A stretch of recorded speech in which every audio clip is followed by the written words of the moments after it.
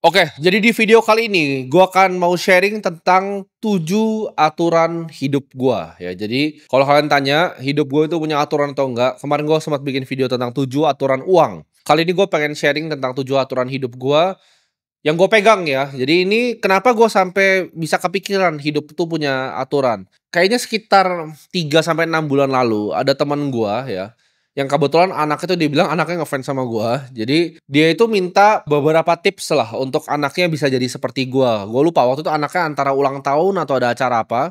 Dia bilang, "Bro, bisa tolong nggak apa kasih dong aturan di hidup lu tuh apa biar anak gua bisa jadi seperti lu." Jadi daripada kebuang cuma untuk sarannya anak teman gua pakai untuk sharing ke kalian aja 7 aturan hidup gua. Yang pertama, aturan hidup gua adalah selalu haus belajar ya. Kalau gue sebutnya kadang gue tuh adalah pembelajar profesional. Jadi setiap hari gue tuh belajar, belajar, dan belajar. Gue kalau pengen tahu tentang suatu, gue selalu belajar. Jadi jangan jadi orang yang tidak mau belajar ya. Mikir lu paling pinter, percayalah lu bukan orang paling pinter. Tapi belajarnya harus dengan cara yang spesifik ya. Contoh gini, bukan berarti lu baca 100 buku lu akan jadi lebih pintar. Itu kesalahan yang kebanyakan orang lakukan.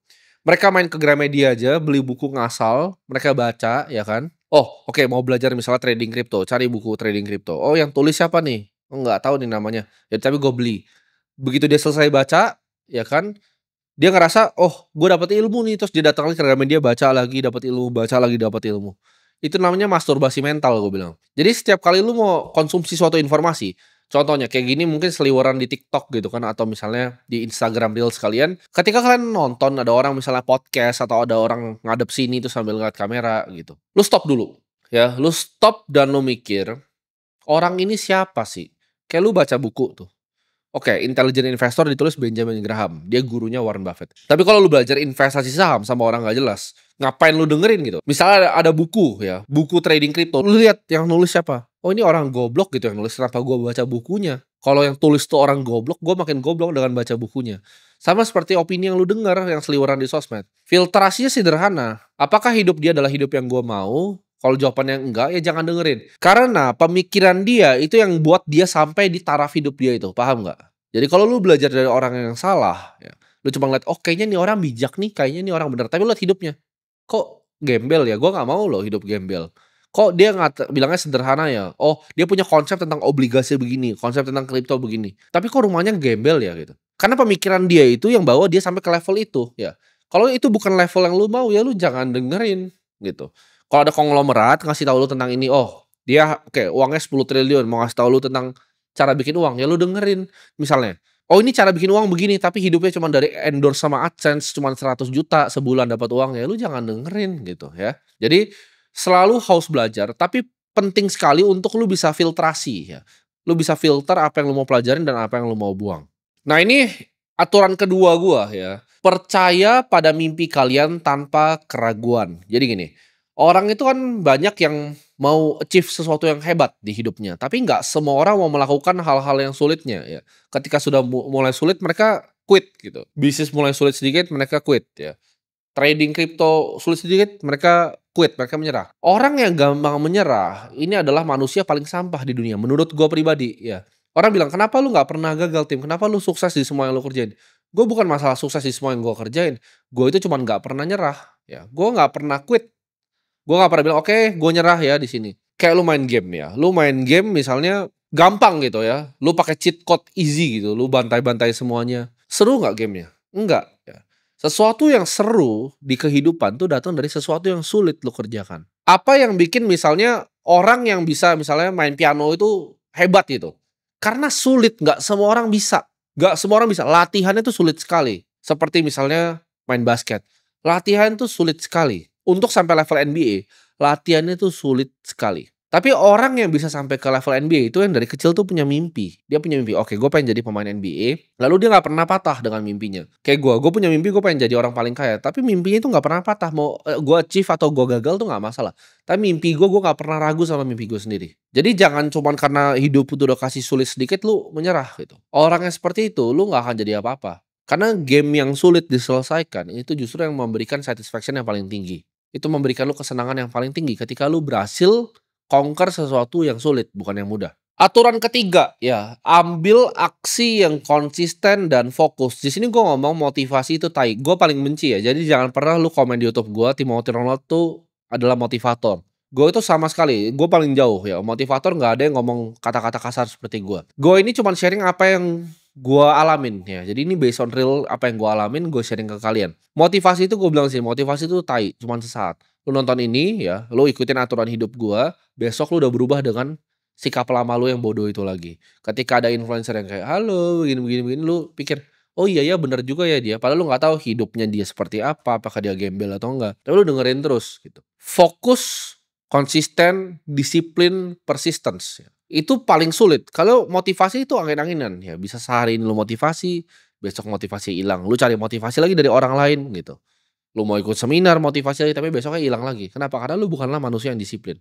Manusia yang disiplin tuh manusia yang bisa makan tai setiap harinya. Dia nggak akan capek, setiap hari makan tai pun dia akan makan tai. Orang yang bisa taruh kepalanya ke bawah ya, dia bisa nunduk, kerja doang, tanpa orang lain perlu tahu apa yang dia kerjakan, dalam waktu yang sangat panjang, itu akan menang. Jangan lu baru bisa belajar trading, baru belajar trading dikit, udah langsung Insta story, pasang lu punya chart itu kan, kayak, lu udah hebat. Keep your heads down gitu. Tundukin kepala lu, belajar seninya, lakukan dalam jangka waktu yang sangat panjang dan lu pasti akan sukses. Aturan hidup gue yang keempat ya, nikmati kegagalan. Maksudnya nikmati kegagalan ini apa? Gue juga dari dulu ya, dari cerita hidup gue. Zaman gue masih jualan pomade, itu udah diambil bea cukai segala macam. Itu gue nggak anggap itu sebagai kegagalan, tapi belajar ya. Setiap kali gue berinvestasi, setiap kali gue trading sesuatu yang gue rugi, gue belajar justru. Dari kegagalan ini apa yang harusnya nggak gue lakukan. Ketika zaman dulu gue main game, kalau kalah gue selalu pikir, apa yang gue lakukan salah ya? Harusnya ada yang gue bisa lakukan dengan benar.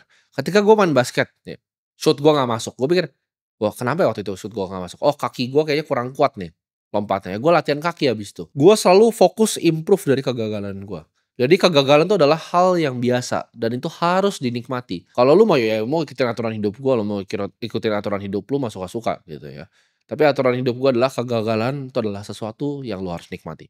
5. Nah ini penting ya, bangun network yang luas. Maksudnya apa? Kita itu tidak bisa hidup sendiri. Mau lu bilang lu yang paling jago, belum tentu ya. Selalu ada orang yang lebih jago, lebih hebat, lebih pintar di luar sana. Dan fungsinya kita sebagai manusia itu apa? Kita dari dulu tuh saling membantu ya, satu dengan yang lainnya. Ada yang satu bisa bercocok tanam, ada satu yang bisa berburu. Ini semua jadi sebuah ekosistem, jadi sebuah komunitas. Lu harus punya network ya, lu harus punya mentor yang bisa ngajarin lu.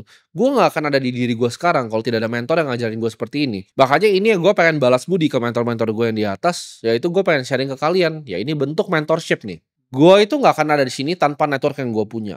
Ya, lu perluas ya network lu.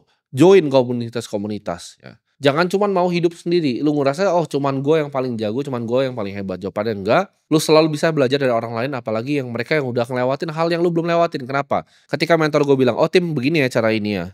Oh iya ya, ternyata begitu ya. Kenapa? Karena dia udah pernah di posisi gua, dia udah pernah gagal di situ. Jadi gua nggak usah perlu gagal lagi ya. Gua tinggal lompatin dengan ilmu yang dia kasih ke gua. Sama kayak kalian nonton video gua terus-terusan, tuh kalian ngelompatin banyak hal yang harusnya kalian nggak lewatin. Kenapa? Karena gua udah lewatin duluan. Gua udah makan tainya dulu ibaratnya. Aturan hidup gua yang keenam, jaga waktu lu. Karena waktu lu tuh udah hal yang paling berharga di dunia. Jadi ini yang banyak orang nggak lakukan. Mereka pikir, oh mau melakukan sesuatu yang seru ya. Temannya ajak ke konser Bruno Mars, ayo ke konser Bruno Mars. Temannya ajak ngantri boneka, ayo ngantri boneka gitu. Kalian itu nggak bisa menjadi pemikir yang independen. Kalian nggak bisa jaga waktu kalian sendiri. Ya ini problem yang sangat amat besar gue lihat di masyarakat ya. Mereka sangat FOMO gitu. Karena lu itu nggak bisa jaga waktu lu sama sekali ya. Ketika teman-teman kampus lu, oke ayo kita demo di sini. Tiba-tiba ketua BEM-nya akhirnya join partai politik gitu. Terus kalian kecewa, kok dia begini ya? Kok dia malah gabung koalisi ya?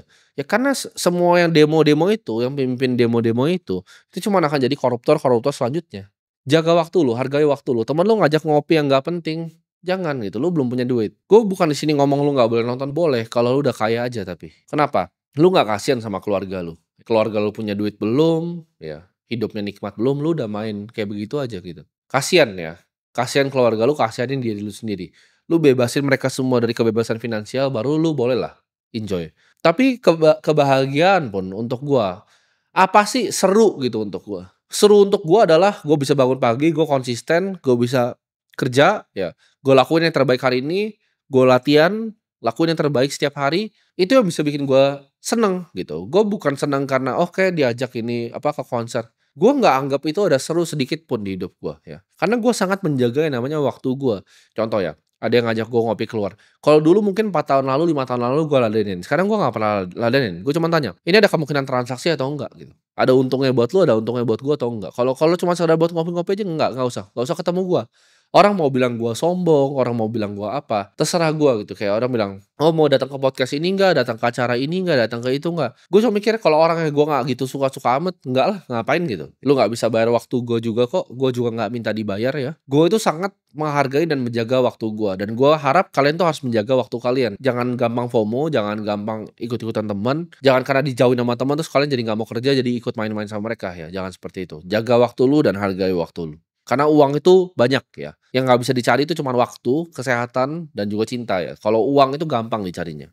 Dan aturan hidup gue yang terakhir yang ketujuh adalah jangan lupa berbagi. Nah ini mungkin counter intuitif ya buat orang-orang ngerasa, kok gue mau kaya tapi kok kenapa harus berbagi? Itu percayalah, ketika lu berbagi, uang akan dibagi ke lu di cara yang lu bahkan nggak paham dan lu nggak ngerti. Semakin pelit lu sebagai seseorang, semakin miskin diri lu, percayalah. Gue dari punya uang sangat sedikit, gue tuh udah hobinya berbagi. Gue suka aja berbagi ke orang-orang sekitar gue. Karena itu memang gue dari dulu punya pemikiran seperti itu. Dan gue juga bilang ke diri gue sendiri, kalau gue punya uang yang sebanyak ini, gue akan nanti bagiin semua kok di akhir. Gue pengen uang ini bisa jadi manfaat untuk banyak orang. Karena fungsi hidup orang tuh cuma untuk bermanfaat. Lu percaya sama gue deh, gue bukan orang yang belum lewatin semuanya. Gue udah lewatin semuanya. Semua yang lu pernah pikirin, semua yang lu anggap seru ya. Lu mau naik apa? Mau naik McLaren Senna, lu mau naik Ferrari, semua itu udah pernah gue alamin. Keliling dunia udah pernah gue alamin ya. Lu mau sampai puncak pegunungan di Swiss, sampai lu mau keliling semua Eropa ya, itu udah pernah gue lakukan ya, mau ke Dubai kemana semua udah pernah gue lakukan. Tapi apa yang paling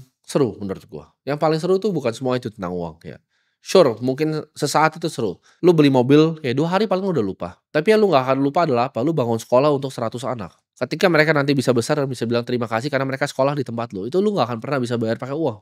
Jadi berbagi ke sesama itu adalah hal krusial yang gue selalu lakukan dan yang akan bikin hidup lu jauh lebih sukses dan lu lebih lebih diberkati lagi. Karena karma itu ada ya, semakin baik lu ke dunia, dunia akan kasih balik ke lu. Contohnya, berbagi itu nggak cuma soal uang, ini juga format berbagi. Gue nggak dapet apapun kan dari kalian sini. Tapi dengan gue berbagi ke kalian, gue akan dapat karma baik ya dari kalian. Karena banyak yang nonton video gue itu hidupnya bilang, oh hidup gue berubah, gue bisa rubah apa kehidupan keluarga gue bisa umrohin orang tua gue dan segala macam. Kalian bisa bandingin kayak begitu. Apakah itu bukan hal yang mulia yang dilakukan dibanding contoh misalnya ada streamer gitu kan. Cara mendapat views hanya cuma untuk apa? Mendegradasi dirinya sendiri gitu. Jadi badut di depan orang kayak zaman badut Jester di Raja-Raja. Teriak-teriak depan kamera, taruh mic yang sama seperti ini depan kamera, ada komputer tuh dia berteriak-berteriak atau bawa ke jalan lari. Gue di sini pengen majuin generasi bangsa kita ya. Dan di sini gue mau sharing aja ke kalian jujur, gue bikin begini juga gue punya agenda. Gitu. Mungkin dari semua orang yang kalian nonton, cuman gue yang punya kepentingan untuk kalian jadi kaya. Kenapa? Lu mendingan fans streamer yang teriak-teriak terus isinya bocil nggak punya duit, yang sukanya dibagi-bagi iPhone, atau lu mending punya fans yang kaya? Karena nanti gue mimpi besar gue pengen bikin suatu network state ya, di mana ini jadi akan menjadi bahtera. Karena gue tahu 2030 tuh akan ada hujan yang besar ya. Hujan tuh kiasan ya, bukan literally hujan. Tapi kemiskinan akan besar sekali, kelas menengah itu akan hilang, yang kaya akan super kaya, miskin super miskin, dan dunia akan sulit nanti. Kalian nggak akan punya apa-apa. Jadi gue lagi proses dalam bikin bahteranya. Gue mau orang yang masuk ke bahteranya orang yang apa? Justru orang yang kaya. Gue males ladenin orang yang memang nggak mau belajar. Jadi si edukasi yang gue bikin di sini ini adalah sistem filtrasinya ya. Jadi gue itu punya agenda untuk kalian tuh hidupnya berubah dan kalian jadi kaya. Karena gue lebih mending fans kaya dibanding fans yang nggak punya duit. Dan gue ngomong apa adanya di sini ya. Gue ngomong ini semua nggak cuman hanya berbagi, tapi gue juga punya agenda di balik kalian semua. Sampai jumpa di video selanjutnya.